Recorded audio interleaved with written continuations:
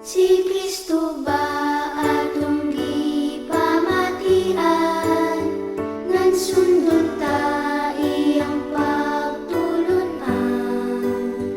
Kini makalipay kun atong tun-an, makakatun ta og mabulahan.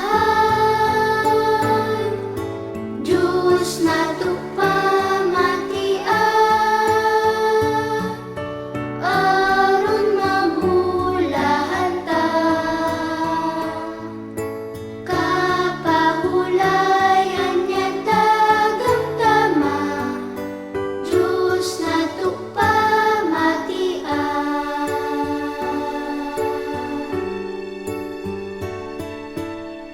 Proteksyon ang atong likong pangtuo, kun diha ni gituhod sa bato.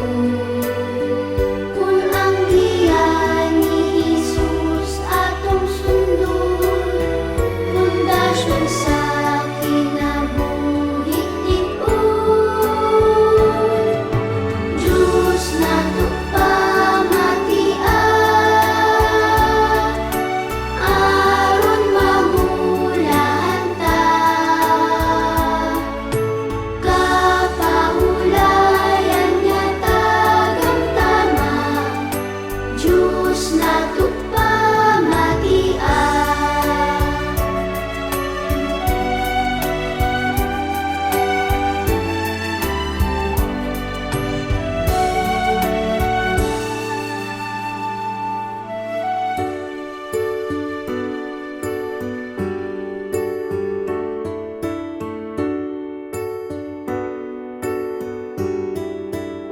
Sa magkahoy nakagamot pag-ayo, mubunga ni sa iyang panahon. Kun magmasinug tanon kita sa Diyos, maangkon ta kinabuhing dayon. Diyos nato pamatian,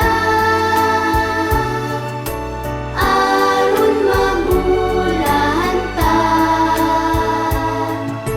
Kapahulayan niya daghang tama, Diyos nato pamatian. Diyos nato